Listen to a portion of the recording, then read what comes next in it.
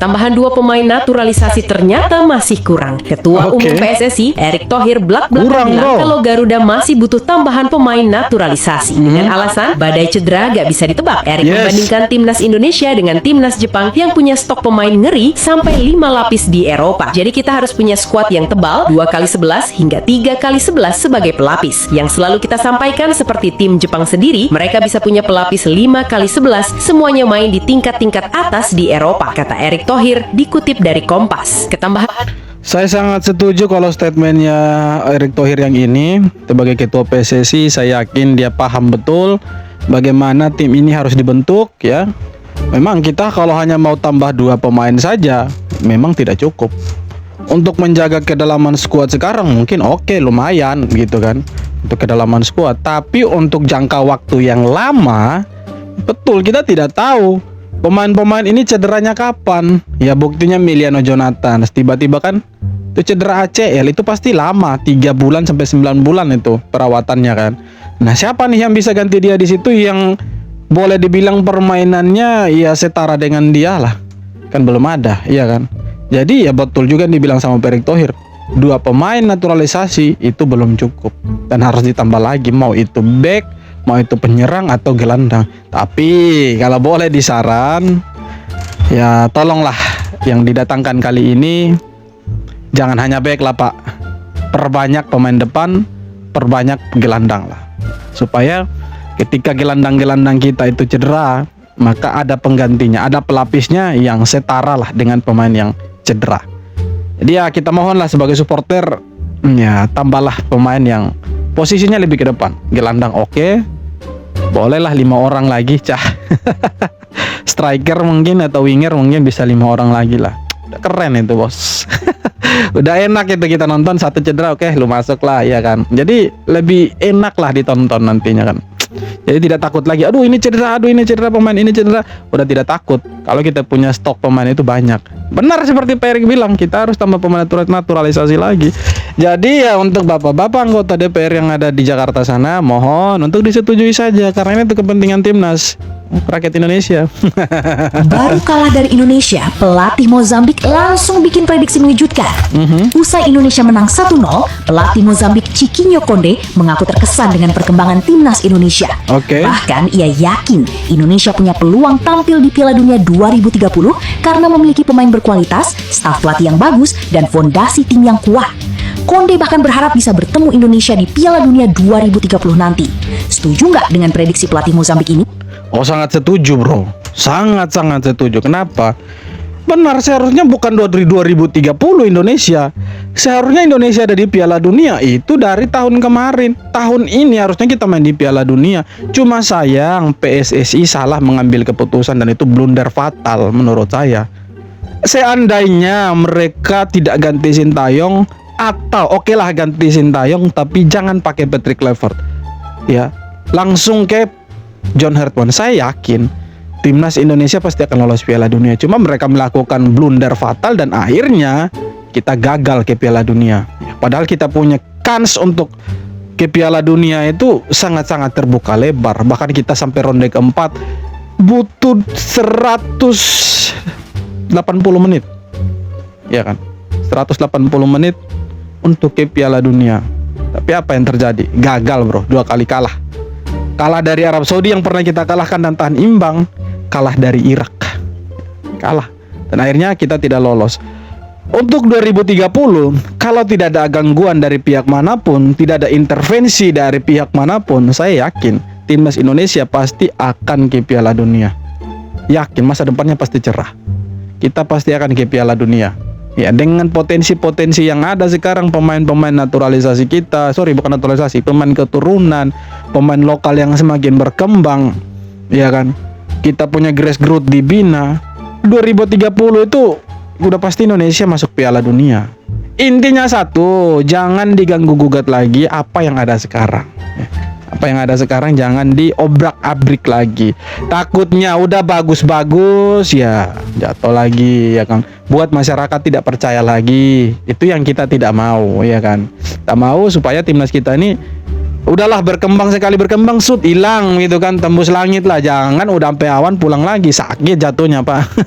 Timnas Indonesia kembali bikin bangga. Garuda Oke. sukses mengalahkan Mozambik 1-0 pada FIFA Matchday 2026 di Stadion Gelora Bung Karno. Iya, Gol betul. kemenangan dicetak oleh Romeni pada menit ke-11 dan menjadi pembeda dalam laga penuh tensi tersebut. Kemenangan ini bukan cuma menambah koleksi kemenangan Indonesia, tapi juga mendongkrak posisi di ranking FIFA. Yes. Setelah sebelumnya sempat turun ke peringkat 119 dunia, tambahan sekitar 5,69 poin dari kemenangan atas Mozambik membuat Indonesia berpeluang naik ke posisi 117 dunia. Mampukah timnas Indonesia menembus 100 besar dunia dalam waktu dekat? Jangan lupa dukung terus perjuangan timnas Indonesia. Saya sangat yakin Indonesia bisa masuk 100 besar teman-teman, karena agenda timnas ini lumayan padat di tahun ini sampai awal 2027 ya. Yang mana kita akan main di FIFA ASEAN Cup dan itu kan masuk kalender FIFA. Secara hitung-hitungan poin pastinya tinggi lah, oke? Dan yang penting kita di bulan November juga ada FIFA Matchday. Kabarnya kita akan lawan negara besar, tapi masih dicarilah sama PSSI gitu kan. Kalau ketemu negara besar, kita akan main lawan negara besar. Setelah itu, kita akan main di Piala Asia tahun 2027 Januari tuh, 7 Januari lah kalau saya tidak salah teman-teman ya. Nah, di situ kesempatan tuh untuk kita mendongkrak posisi kita di rank FIFA. Kalau kita bisa menang 2 kali, katakanlah seperti itu, imbang lawan Jepang atau kalah 1-0, udah keren. Sangat-sangat keren. Kita punya posisi di rank FIFA naik, kita lolos 16 besar. Oh, pastinya itu akan mendongkrak lagi nih posisinya Indonesia di rank FIFA. Dan tidak menutup kemungkinan tahun depan mungkin sampai dengan bulan Juni kita ada di 100 besar. Intinya konsisten terus, menang, imbang, jangan kalah. Dan manfaatkan setiap friendly match atau FIFA Matchday itu teman-teman. Itulah kuncinya. Kita bisa ke 100 besar, yakin saya. Sangat-sangat yakin loh. Kita sampai ke 100 besar itu. Mungkin awal tahun depan atau Juni itu kita udah di 100 besar itu. Punya kiper Liga Italia dan Liga Belanda, pelatih Indonesia siap-siap sakit kepala. Setiap pertandingannya belum ada yang bisa menebak siapa yang akan main pertama. Betul. Apakah Emil atau Martin Paes? Tugas mereka adalah bersaing sehat. Tugas kita adalah mendukung sesuatu yang tak pernah dipunya oleh Indonesia. Di Betul laga sekali. melawan Oman, Emil yang dimainkan. Secara ranking FIFA kita memang kalah, tapi hasil di lapangan kita yang lebih mewah. Netizen bisa kembali bercanda. Sekarang Indonesia bisa kembali main king-kingan. Yeah, Di laga itu Emil of membuktikan course. pilihan Hertman mainkan dia tidaklah salah. Pada menit ke-36 Jusa melakukan pelanggaran yang berbuah penalti untuk lawan. Tapi Emil mampu menggagalkan, menjaga gawangnya tetap bersih dari gol lawan. Indonesia menang. Emil pun dinobatkan sebagai man of the match. Itulah pentingnya kenapa kita punya banyak pemain timnas yang bermain di Eropa teman-teman. Jadi seperti ini, siapapun yang dipilih untuk jadi starting line up, starting 11 itu kita sudah tidak, aduh pusing nih, ini ternyata kipernya ini, backnya ini, striker, aduh ini salah nih, harusnya gini. Tidak pusing lagi kayak dulu kan. Sekarang udah enak, kiper ya mau Martin Paes atau Emil Audero ya sama saja begitu, dua-duanya jago. Satunya main di Eredivisie di klub Ajax Amsterdam, jago. Satunya di Cremonense dan sekarang ada di Como dan berpeluang main di Champions League. Jadi lini belakang kita tuh super mewah. Cuma sekarang Tom Haya dan Pelupesi itu harus punya pelapis yang sama. Ivar Diener oke, ya kan. Nathan Joaon oke. Nathan mungkin masih bisa main di posisi back kiri mungkin. Tapi kan di situ agak ada Verdong kan. Jadi untuk belakang kita itu sangat-sangat luar biasa. Jadi Pak Erik mohon sekali lagi bujuklah Pascal Struijk, ya Jadon Osterwolde, siapa lah, Jensen Sil, ya kan. Kemudian siapa tuh, Denzen Bergen. Bolehlah bawa mereka itu untuk menjaga kedalaman skuad semakin bagus lagi. Nah kalau ada mereka, udahlah supporter pasti aduh luar biasa itu. Kita tidak takut lagi lah gawang kita kebobolan. Kemarin aja kita tidak takut loh, iya kan. Setiap kali kita diserang ada tekanan dari Mozambik, dari Oman, kita tidak takut sumpah. Itu kan mereka baru memasuki kotak penalti, ya udah diblok sama Rido, diblok sama Elkan. Jay tidak ada itu. Kalau ada Jay ya sudah, mereka tidak akan sentuh kotak penalti kita itu. Ya kan, itu Jay tidak ada, Jay lagi cedera. Coba abang Jay ada, ya mungkin mereka nol shoot juga itu. Sampai negara ranking 102 pun jadi mangsa timnas Indonesia. Apa benda ni weh? Nampaknya guys, momentum timnas berterusan setelah mengalahkan Mozambik 1-0 dalam perlawanan persahabatan di GBK semalam. Dan ini 3 benda penting yang abang perhatikan sepanjang game friendly Sang Garuda. Yang pertama, Herman Ball semakin menyala. Formasi 3-4-3 atau variasi 3-5-2 sering kelihatan dan para pemain nampak confident dan selesa membawa filosofi itu. Defense solid, midfield compact, back sayap memegang kawasan luas dan meregang pihak lawan dengan larian overlap. Penyerang bergilir-gilir turun kawasan dalam untuk membantu build up serangan. Dan bukan saja starter, malah pemain dari bangku pun memahami filosofi dan boleh memberi impact. Jauh berbeza guys dengan zaman Park Kluivert di mana semua orang nampak confused. Seterusnya, chemistry para penyerang yang hilang selepas zaman Shin Tae-yong beransur kembali. Terutamanya Wak Haji. Dalam 2 game baru-baru ini, Ragnar telah menjadikan 1 gol dan memberi assist yang cantik kepada Ole semalam. Marcelino yang sekian lama tak main juga kembali semalam dan memberi sedikit sebanyak impact kepada timnas. Dan last kali ini sedikit negatif. Walaupun pegang possession tinggi, tapi timnas Indonesia masih ada masalah finishing di final third. Sepatutnya game semalam boleh skor lebih banyak gol. Misalnya peluang Marcelino dan juga Verdong di babak pertama. Inilah cabaran utama John Herdman sekarang untuk melihat potensi sebenar timnas. Barulah boleh telefon Argentina untuk rematch. Setuju dengan abang? Komen guys. Tapi ada netizen Malaysia itu yang berharap Indonesia bisa ketemu dengan Malaysia loh. Di pertandingan apapun ya kan. Apapun Indonesia dan Malaysia harus ketemu. Tapi begini, kita kasihan kalau ketemu Malaysia itu kalau kalah nanti mereka ngamuk-ngamuk. Apalagi mereka sepak bolanya kan belum stabil itu kan.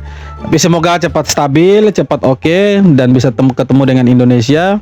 Kita bisa baku hantam di lapangan. Itu yang paling penting. Nah, John Herdman itu punya strategi menurut saya susah untuk ditebak teman-teman. Susah untuk ditebak oleh lawan. Dan memang ketika kita menyerang, kita hanya menyisakan 3 pemain di belakang. 3 pemain di belakang. Ketika kita menyerang, kita punya pemain itu ada 5 di depan. Kita pakai 3-2-5. Bahkan Ridho itu sering build up dari belakang, membantu membangun serangan. Seringkali dia ada di sisi kanan. Sama juga dengan Kevin Dix, seringkali ada di sisi kiri, membantu build up dari tengah ke belakang, dari tengah ke depan. Dan itu sangat-sangat efektif sekali untuk membongkar pertahanan lawan. Nah, kalau saja kemarin Mozambik itu mainnya seperti Oman yang terbuka, mereka berani nyerang untuk ngejar ketertinggalan, kita mungkin bukan cetak hanya 1 gol itu. Bisa 3-4 gol itu, ya. Cuma Oman itu Oman terus Allah kampret. Cuma si Mozambik itu mainnya bertahan total. Ya, bayangkan bro, 6 orang mereka pakai di belakang itu. 9-9-nya 10 lah ke belakang semua tuh, menyisakan 1 striker. Bahkan strikernya itu ya turun terlalu dalam juga untuk bantu bertahan. Jadi memang kita kesulitan di situ. Dan ya betul yang dibilang sama si abang-abangan dari Malaysia ini, kita punya sentuhan akhir ya di final third itu memang agak sedikit kurang oke gitu. Dan memang itu yang harus diperbaiki, di mana ketika kita punya peluang di depan gawang untuk mencetak gol, itu tidak bisa dikonversikan ya, tidak bisa dikonversikan jadi gol. Padahal itu salah satu peluang yang seharusnya 99% itu jadi gol. Ya semoga ini jadi evaluasi ke depannya, striker kita lebih gacor. Kredit juga buat Ole Romeni yang mana 10 match 6 gol. Oh luar biasa. Luar biasa, kita punya striker ini keren lah ya. Akhirnya kita bisa bernapas lega. Kita punya lini depan tidak tumpul lagi. Kita punya lini depan udah oke lah. Apalagi kalau ditambah dengan Luke Vickery udah selesai, Mitchell Baker, Dinjan Bergen. Oh keren, luar biasa kita punya lini depan itu. Ya kita harap seperti itulah teman-teman ya. Semoga ada tambahan-tambahan pemain baru lah ya, supaya John Herdman bisa mengeluarkan semua taktiknya dia untuk membawa timnas Indonesia semakin berprestasi. Kira-kira begitulah. Jujur aja, kalian sadar nggak kalau Aduh salah, sorry. dalam beberapa tahun terakhir, Malaysia berkali-kali mencoba mengejar langkah Indonesia, tapi hasilnya selalu berujung kegagalan. Mulai dari program naturalisasi mereka, alih-alih memperhatikan silsilah keluarga para pemain, Malaysia malah random ngangkut pemain hingga berujung hukuman FIFA. Hal ini bahkan membuat mereka gagal lolos ke Piala Asia 2027 karena skandal tersebut. Dan sekarang giliran timnas U19 Malaysia yang harus mengubur mimpi gagal tembus semifinal Piala AFF. Harimau Muda harus menerima pil pahit setelah tumbang di di tangan Thailand dengan skor tipis 3-2. Hasil itu membuat Thailand mengikuti jejak Indonesia melaju ke semifinal sebagai juara grup. Sementara Malaysia harus angkat koper dan pulang ke Kuala Lumpur. Oh ya, sekilas info aja, kalau Malaysia akan menurunkan tim U23 mereka di gelaran Piala AFF Senior Juli mendatang.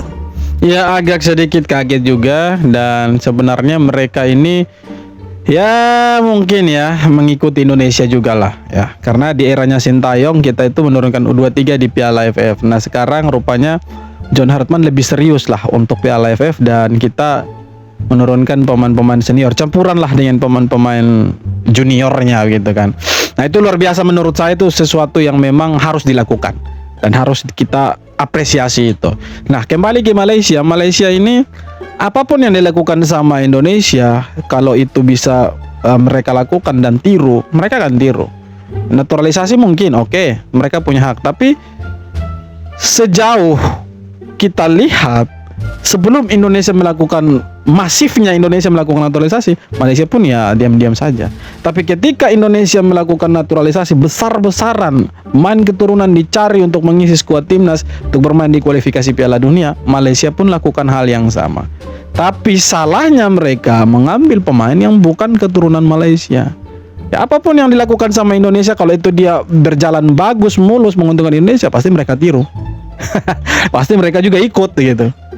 Tapi ya sayang, seribu sayang, mereka harus kembali masuk goa dan jurang ya. Dan timnas Indonesia bersama Garudanya terbang tinggi. Kita yakin, saya yakin timnas Indonesia pasti akan ada di 100 besar, meninggalkan Malaysia di peringkat 135. Kita tinggal butuh 17 anak tangga lagi ya. 17 anak tangga lagi untuk kita sampai ke 100 besar, dan bahkan mungkin kita bisa masuk ke 99, 98, mengejar Thailand yang ada di 94 dunia. Bahkan kita bisa lebih dari Thailand lagi. Yakin saya. Optimis harus, bos ya. Oke teman-teman, terima kasih banyak sudah nonton video sampai akhir, dan sekali lagi jangan lupa like, comment, dan subscribe. Terima kasih banyak sudah nonton. Kita jumpa lagi di video-video berikutnya. Thank you bro.